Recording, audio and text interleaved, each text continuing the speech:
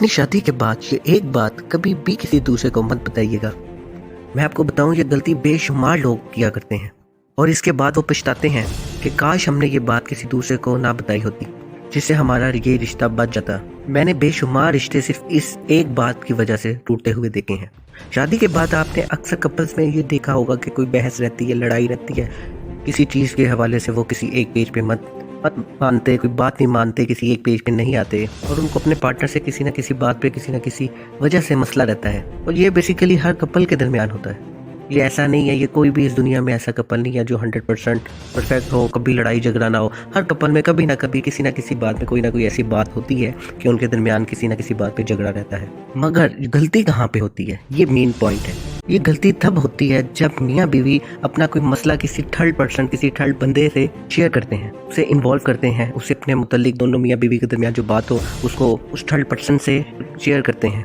Even कुछ लोग तो ऐसे होते हैं जो अपने पूरे ख़ानदान को भी इन्वॉल्व कर लेते हैं। अब आपको ये लगता होगा कि शेयरिंग करना तो एक अच्छी चीज़ है, तो ख़ानदान को इन्वॉल्व कर लिया, किसी थर्ड पर्सन को बता दिया तो ये एक अच्छी चीज़ है। मगर ये बिल्कुल सरासर गलत है। जब ये दो लोग अपना मसला किसी थर्ड पर्सन के बाद लेके जाते हैं, थर्ड पर्सन से रिजॉल्व करने की कोशिश करवाते हैं, उसे ये बात शेयर करते हैं, तो ये कपल्स ये नहीं देखता कि उसकी अपनी ज़िंदगी कैसी है, वो अपनी ज़िंदगी किस तरह गुजार रहा है।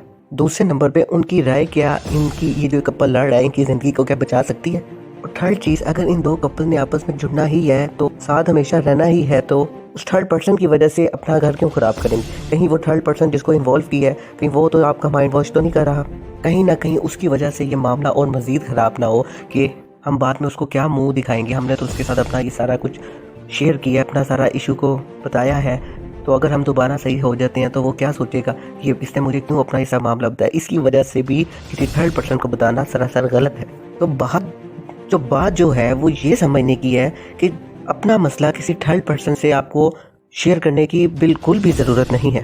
अपना मामला किसी दूसरे के साथ शेयर मत करें और अपना जो मामला है वो खुद सॉल्व करें। और मैं ये नहीं कह रहा कि अपना जो मामला है वो किसी पर्सन से शेयर ना करें, लेकिन कोई राइट पर्सन के साथ। और ये वही हो सकता है जो आपकी चीज़ समझ सकता है, आपकी काउंसलिंग कर सकता है, आपका कोच हो सकता है। इसका फ़ायदा ये होता है कि जो कॉन्फिडेंशियलिटी होती है वो मेंटेन रहती है, उसका ना तो आपके साथ कोई ताल्लुक होता है और वो ना आपको ऐसा कोई जज कर सकता है। और उसको बताते हुए आपको आपस में जो कपल्स हैं उनमें शर्मिंदगी का सामना बिल्कुल भी नहीं करना पड़ता, या आपकी जो ईगो है वो हर्ट नहीं होती।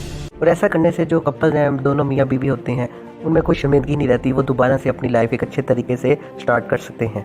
क्योंकि with the passage of time आप ये सारी जो गलतियाँ, अपनी लड़ाई झगड़े बातें होती हैं कि आप आहिस्ता आहिस्ता भूल जाते हैं। तो मियाँ बीवी जो होते हैं वो तो आपस में साथ रहना चाहते हैं, लेकिन जो थर्ड पर्सन हो जिसको आप बता के ये गलती करना चाहते हैं, वो बेसिकली आपका माइंड वॉश कर रहा होता है। और जब कोई ख़ानदान इन्वॉल्व हो जाता है फिर तो वो रिश्ता टूटा जाता है। ठीक है, उसको तो हम दोबारा से कम बैक भी नहीं कर सकते। तो ये बात हमेशा माइंड में रखें, जब भी कोई लड़ाई हो किसी थर्ड पर्सन या ख़ानदान का कोई इन्वॉल्वमेंट ना की जाए, बल्कि ख़ुद उस इशू को सॉल्व किया जाए। ये बात अपने माइंड में रखें। ऐसा करने से जो आपका रिलेशनशिप लाइफ है, जो आपका मैरिज लाइफ है, वो बहुत ही अच्छे तरीके से गुजार सकते हैं अगर आप इस गलती को अवॉइड कर लेंगे। All the best.